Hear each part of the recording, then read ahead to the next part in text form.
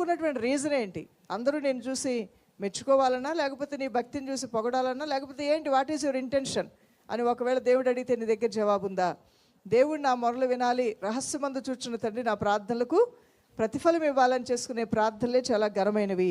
బహిరంగంగా కనిపించాలని చేసే భక్తి ప్రార్థనలు దేవునికి అసహ్యం. మత్తయి సువార్త 6:5 మరియు మీరు ప్రార్థన చేయనప్పుడు వేషధారుల వలె ఉండవద్దు, మనుషులకు కనబడవలనని సమాజ మందిరముల్లోనూ వీధుల మూలల్లోనూ నిలిచి ప్రార్థన చేయటం వారికి ఇష్టము. వారు తమ ఫలము పొంది ఉన్నారని నిశ్చయముగా మీతో చెప్పుచున్నాను. వీధుల్లో నిలబడి, అక్కడ నిలబడి, ఇక్కడ నిలబడి, నలుగురిలో నిలబడి నువ్వు ప్రార్థన చేయొచ్చు, అది మంచిది, వాక్యానుసారమే. కానీ నీ ఇంటెన్షన్ ఏంటి, నీ ఆలోచన ఏంటి, నీ తాత్పర్యం ఏంటి? అది దేవుని దగ్గరికి వెళ్తుందా, లేకపోతే నీ చుట్టూ ఉన్న వాళ్ళని మనసులో పెట్టుకొని నువ్వు అనేక విధమైనటువంటి వల్లించి అల్లించి పూలు అల్లినట్లుగా మాల అల్లేస్తున్నావా? జ్ఞాపకం ఉంచుకో, అది వద్దు, అది వేషధారణ అవుతుందని ప్రభు అయిన